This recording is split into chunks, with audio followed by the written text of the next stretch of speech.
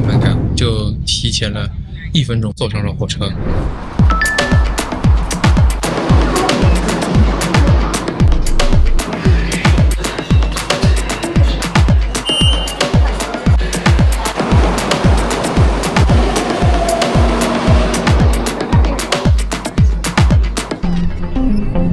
今天要去的是哪里？苏州。走吧。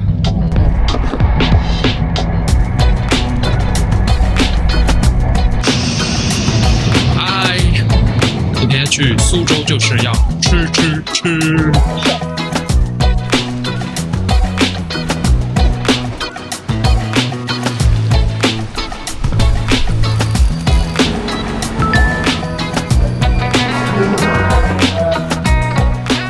龙须面我们看一下是这样的，是双锅咸菜、香锅素鸡。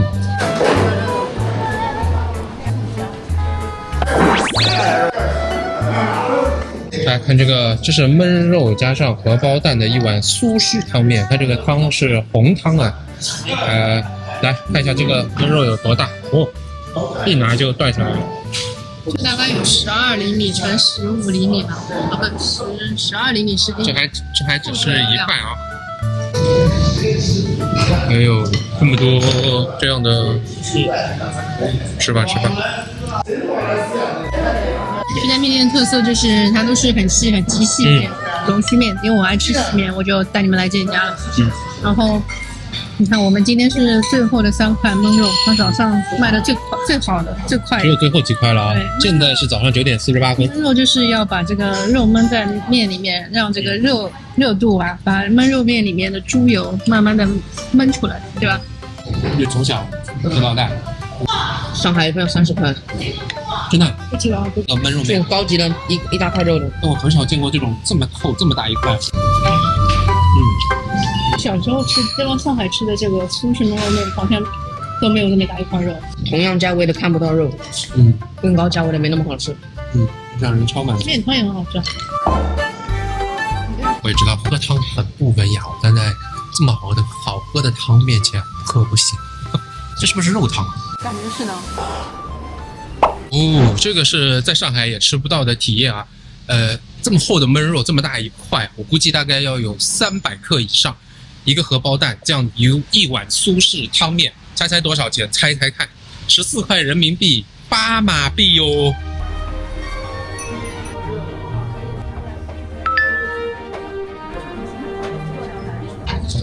Thank you。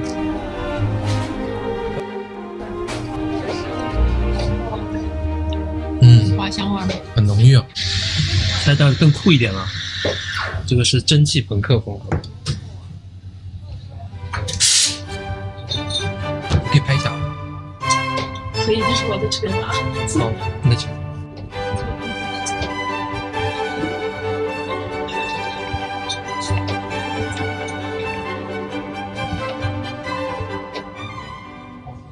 这个是携猫卡，这个是他的介绍卡片。谢谢，看漂亮。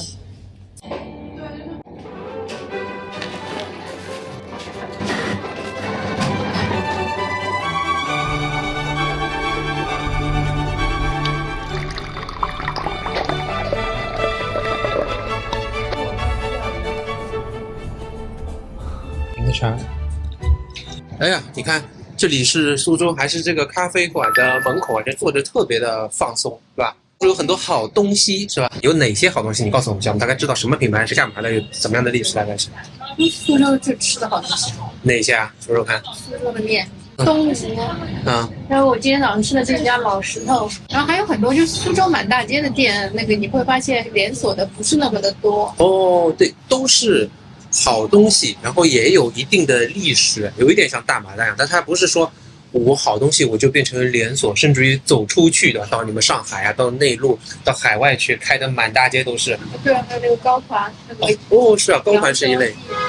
太夸张了，这种大家都觉得钱难赚的时候，他一天只开2个小时，像3个小时是吧？3个小时，2点钟开到5点半，就卖1-2种高团，还有那个。这就是我的喜欢做生意的理想模式。高团也是的，这么好吃的高团怎么会？除了苏州就没有，还有那个鹿港界的熟食，比较贵啊，但是就真的是很好吃啊。我就觉得这种店为什么都不开到苏州以外的地方去啊？怎么都见不到。别说苏州以外，就是他为什么不多开几家，是吧？哎，对啊，我就搞不懂啊。啊，为什么呢？我就在想这个问题，想到了以前我有一个苏州的同事跟我说，他觉得苏州人历来被并购的就是小富即安的心态，好像觉得这日子能过得下去就可以了，不搞什么搞。哦，那就跟上海也不一样哦。哎，我觉得跟上海还不大一样。苏州因为有太多就是纯正的苏州人，不是像我们这种是杂七杂八的地方移过来的。本地的就觉得吃喝不愁嘛，什么上有天堂下有苏杭嘛，是从小就没有受过饿，然后这边物产还特别多，对吧？你说这个苏州人搞吃的这个精神绝对比上海人要劲头要粗得多，无论是这个鲜肉月饼，对吧？那个如果是苏州的鲜肉月饼出来要打擂台的话，上海所有的鲜肉月饼通通都是0分，我觉得。什么原因啊？就小富即安嘛，就是我就想一件事情，我就是怎么把我的东西搞了好吃就可以了，我不要想赚钱，我只要想好吃，是吧？那我们一方面说啊，要反内卷，要生活放松，然后你发现这个不就和马来西亚我们享受的这种感觉是一样的吗？看到的这种商业的状态不也是很像吗？不就是这样吗？苏州它运气比较好的是它那个几十年之前有新加坡还有这个日本啊这种韩国啊这些厂商就是看中了它来投资它，所以它有源源不断的外资，它能够发展到现在这个高度的有工业，高度的这个城市的，你看基建什么跟上海比并没有相差很多，而且很干净。对，小富即安也是要有点资本的，是吧？走了。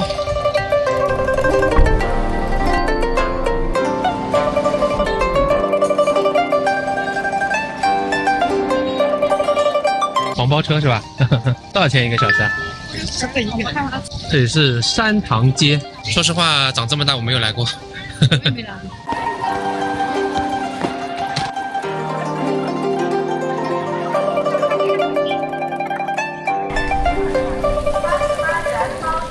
我们 Wilson 又看中了苏式的绿豆汤是吧？哪种是啊？我看一下。哦，这样的。我其实是觉得这个很好玩，你看鸡头米，苏州的时令啊，又很贵很稀有的东西，加上米酒酿，再配鲜奶，哇，好有创意的人。刚才啊吃饱喝足，那么现在呢就找这个地方来逛一逛，这样呢比较古色古香啊。今天啊天气非常好，是阴天，还飘着一点点小雨，温度好像也就只有20多度吧，23度，应该非常非常舒服的。其实如果身体弱一点啊，没有我这么胖的话，应该会感觉凉凉的。这样的薄荷味还有糯米两种糯米。这是网红的，不是这个传统的是吧？不是传统的就是这个样子。传统的哦，就这样的。发扬光大。每一层是这样的啊？你看一团一团的。哦，是这样的。一层一层。那再试一下。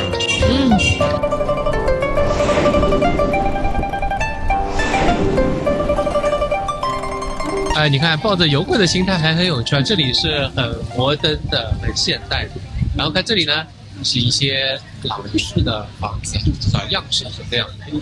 你的 Wilson 好像又饿了，又看中什么了？汤包是不是？什么纸皮烧麦？我看一眼啊，看，烧麦爱好者嘛，包车很多老人家在拉。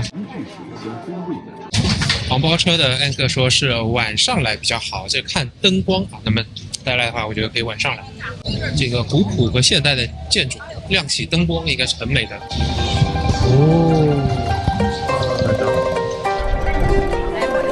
黄酒放冰，看起来很好看的，有黄酒。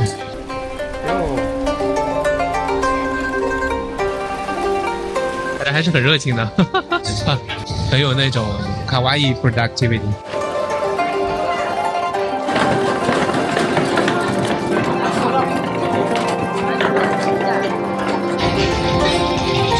银海的元素。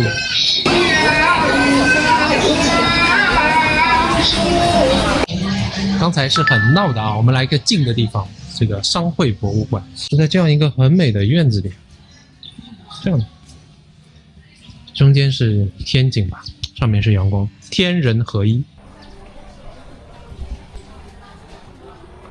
哦，这些都是 forefathers 是吧？无线线商会。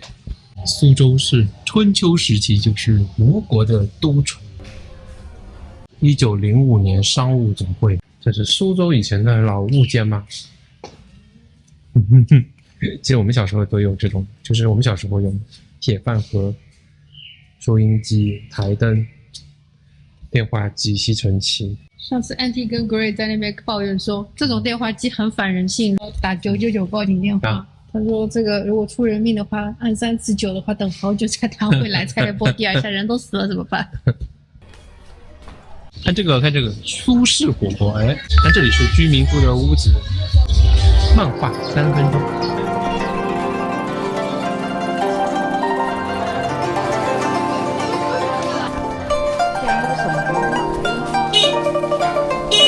这里走着走着就走到真正的居民住的地方了，其实也快走到头了，前面还是小巷子，那我们就走出去到大路。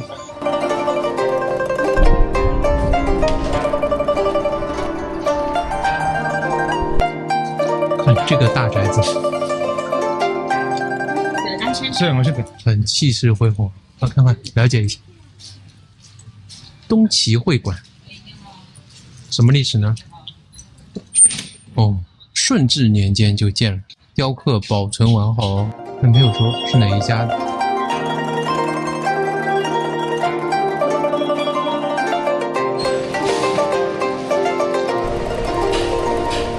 这个就是苏州的鲜肉月饼啊 ，used to be very big。你看现在你看小了，很小啊，像一个上海的那种绿豆沙饼还要小。你吃吃看吧，口味不变就行。不过显然肉一定会少啊，是不是？蛮大的，黄太已经给我看了，还蛮大的。口味怎么样？没有汁水了，没有汁水了，干了。你觉得好吃吗？不错吧？嗯，我来试一下。至少出品是非常烫的，很热很热。不对。很骚，很骚啊！还有你吃这个肉很骚的，哇，很棒，还 OK 的。它以前好像汁水更多，再尝尝看肉质怎样。还是好吃的。看，这才是上海月饼，苏州月饼，这骚的，是这个酥松可口，皮薄馅大，5块钱，5块人民币，可能大概是3马币左右了，还是不错。来，这个有汁水啊，来，挤一挤，很可爱的啊，好，吃吧。看一下，看看这里的小食，五香牛肉比较贵啊，69，苏式的酥肉这样，焖肉，这是一些小菜、泡菜，哎，这里有个小龙虾，小龙虾。3斤99。这个手做工艺的大师，手做艺术的大师是什么呢？奥灶面啊，这里有名的。不过小王说他想吃蟹黄面啊，或者哇，看这门口各种当地的糕点小吃，葱油酥、黑芝麻、麦芽甜的，好香啊！这是传统的还是新发明的？传统的。最传统，就是，然后这个的话是我家祖传的。哦，您的家祖传啊？对。哦，哇哦！所以可以知道传了多久吗？我的话是第4代。哦，这种特色是什么呢？这是米糕、风糕一类的。哦。回家是要再蒸了再吃吗？现在是可以立马吃的，然后回家冷了以后你隔水再蒸一下，它会更好吃。可以跟您请教一下，这个是难做在哪些地方呢？是它的粉，好看一下，因为要加水，然后加糖拌的，但是这个水分很要紧，哦，因为如果拌的过干过湿，这个糕蒸上去它就会烧，是吧？像传统工艺都是就是要就很多经验，然后又要掌握的很好，是吧？是的，要很多经验。比如说像正常我们100克放多少水，不是的，纯看经验，因为这个粉也是我们自己碾的，外面买不到的。然后它有时候，而且我想面粉跟环境可能变化比较多，是吧？对，是的。然后那个粉碾出来了以后，刚开始碾出来它是湿的，放了2天它就变干了。又不一样了。再去拌它，这个水就放的不一样了。多少钱？5块钱。哇，其实卖的也不贵哦，这第4代了。你看，我跟你再请教一个问题，因为我们在路上也在聊说，其实苏州很多传统的像糕点啊，然后熟食都做得很好，但是很少就是说开成连锁或者就是走出去就做得很远，做那种什么资本化，你觉得是什么原因？就是因为太传统，然后如果做成资本化的话，它的品质就没办法保证。哦，但是手艺就没办法保证，也不太好标准化，是吧？对，不太好标准化，因为这个纯靠经验。但如果标准化了，它那个味道就不一样。好的，谢谢你啊。怎么称呼？我姓方。啊，好的，很高兴认识你。哇，这里面有放什么猪油啊？这种没有，纯素的，没有任何油。走吧，不好。好。接着吃面啊，姑苏一碗面，走。1853年啊，哎呦，170几年，非物质文化遗产。这个是酒店的吃，这里可以吃到面啊，吃到奥灶面。那我们今天就找一个地方来坐下。我尝一下，我捏在手里为什么这样？我很烫哎。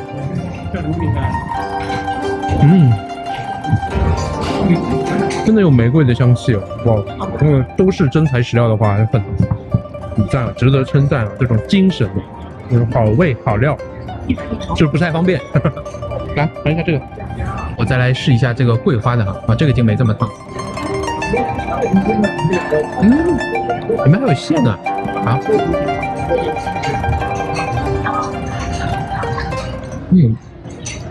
挺好啊，今天至少啊。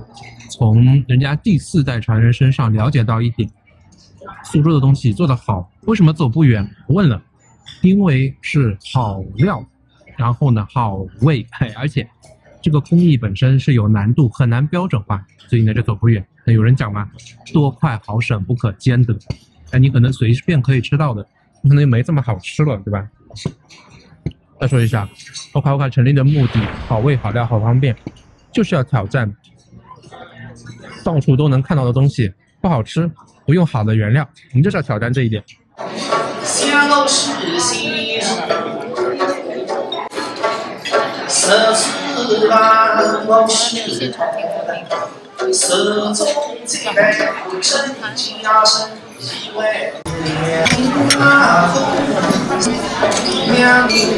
那天吃了上海的小龙啊，今天看看今天在苏州的苏式小龙，来吧。是客人。哎呦，哎，外国人第一次吃小龙。哦，幸好这汤还接着。还有毛肚红汤哎。看一下。哦，真的跟无锡那种很像。甜口的吗？不是，不是甜的。哇哦，快递啊，不是。来，我们看看那个内里。好，一点都不甜。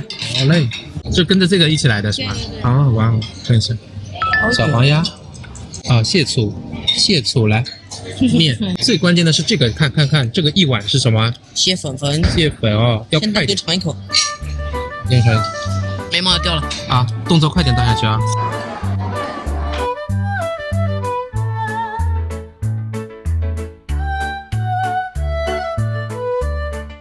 今天实在吃不下了，这里最出名的就是叫奥灶面，我其实也不懂。奥灶面到底是怎么样做的？就知道好吃，从小爱吃啊，只有在昆山啊、苏州啊这边有。今天看到广告啊，它是用鸭、鱼、肉皮，还有呢各种调味料放在一起熬煮出来的。哦，难怪是各种鲜味，滋味很丰富。真的是一方水养一方人啊！这个面其实还有虾肉，但是还蛮讲究的，你看。今日调汤人员是水浓度、盐度、面的软硬时间，你看，这样这就是奥灶面。里面是肉的配菜，你说OK 是不是也要学一下？一天的行程快要结束了，时间过得很快啊！但是现在也就下午2点多，现在要去一个高团店，在苏州有名的，还真的就是独此一家。我们来看一下，看叫明月楼，上面还特地写了独此一家。只有5分店，猪油主题的糕点，猪油主题的，哦 ，a lot of pork and a lot of lard， 这种一看就是手做的，样子不规则。咸猪油糕是4块钱一档，还有4块的，桂花拉糕15块，黑米八宝饭16块一只。这是猪油啊，这是猪油啊。这个是枣泥啊，有猪油。哦，来，猪油来。喏，这个是黑猪油。有猪油的，这只是黑米的。喏，这个紫菜也有猪油。紫色哦。块松油的炒的糕。松油炒的糕，来，快。只有1块。好再吧。家最喜欢，还到再吃不我到。自家最喜欢哦。这是啥么？这有肉的对吧？里向么肉边际往后推，哦那么你地鸡光搿只脑子，也三个样了，就好一句哦。搿边买了介好。搿种呢？搿啥物那么那个，事？个鸡油膏咯。哦，搿买只奶油。我也带有，还有个还有奶油。搿边他买了介好，为啥勿开分店啊？然后不开，就勿开啊？为啥道理呢？勿标准的，做勿好的一个。人人嘛没搿点认真了啊，两个估计嘛，还人家子呢差2分子么重点话的。啊，或者牌子推脱了对伐？哎，后来153，哦。搿边那个是百年老店啊，我有做年限30几年了，2年了，那么一周和买差勿多。就高了。好，商业兴隆，商业兴隆。百年老店，好玩的。我跟老板说你是百年老店啊，他说哎呀，做了20-30年了。他们做广告的时候帮我写百年老店。然后刚刚问老板说为什么不开分店呢？他一脸得意啊，就不开。我就追问说为什么？他说哎呀，他说这个让人来做呢，做的又不好，都是做的质量参差不齐的啊。那么人呢又找不到，反正很多困难。我说不标准化是吧？对。问他是不是一定要这样做，到时候就把自己的招牌给砸了？他说对。哎，所以你看到吧，和很多大马人做事啊是一样的，是不是？也有这种匠人精神。旁边正好还有个巴萨，我们来逛一下，是有屋顶的这种，非常干净哦，大家看一下，看这样，是不是很干净？是不是超干净？你就说是不是？对，看。地板、天花板啊，这个当面，对，休息。还有可能，这里是章鱼，这种。上海很多年没买到了。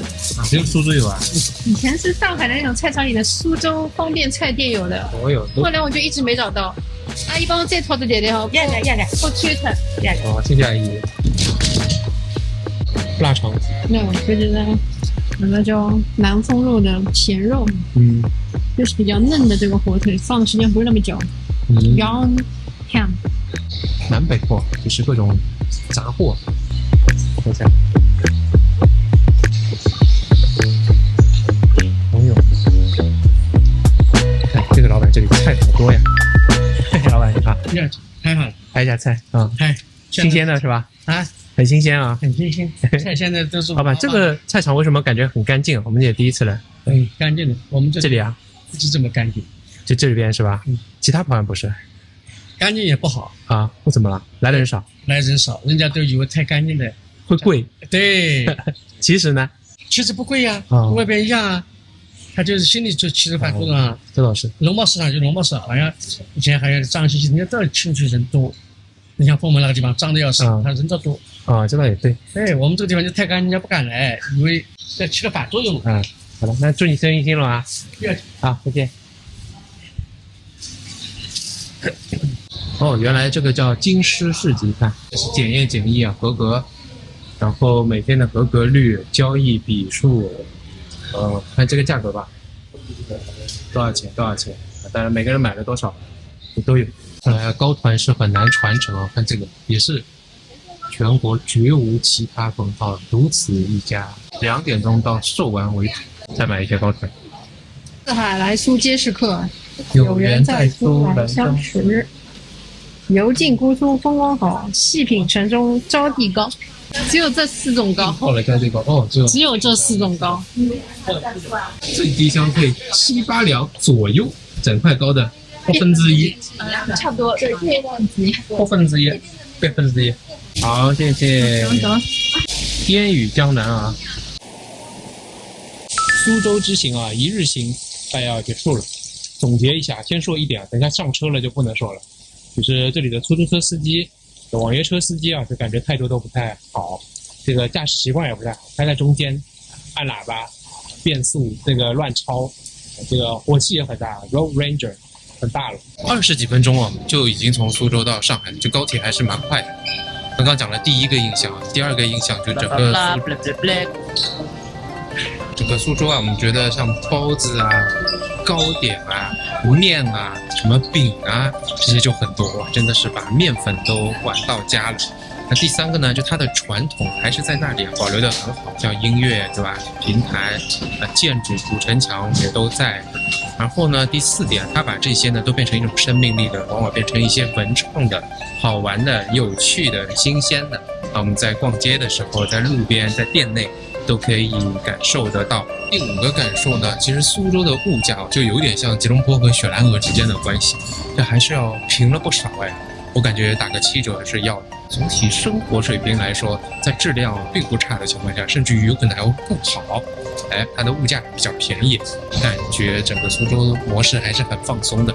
而且呢，从商家到个人，虽然有勤力工作的，有高科技的行业、工业，但是那些开店的人来讲，他们不卷。这也更新我的认识，中国也不是哪里都卷。这么一说，我想起来了，像我去过的成都啊、广西的南宁啊，像在福建啊，像江苏的扬州啊、镇江啊，这些地方其实都不卷的。所以要说起来，说中国人都卷也不一定对，这就是一个不卷的地方。如果你想要体验一下或者不错的生活质量、朴素古朴的那种风格氛围的话，离上海又非常近，苏州真不失为是一个好地方。OK 啊。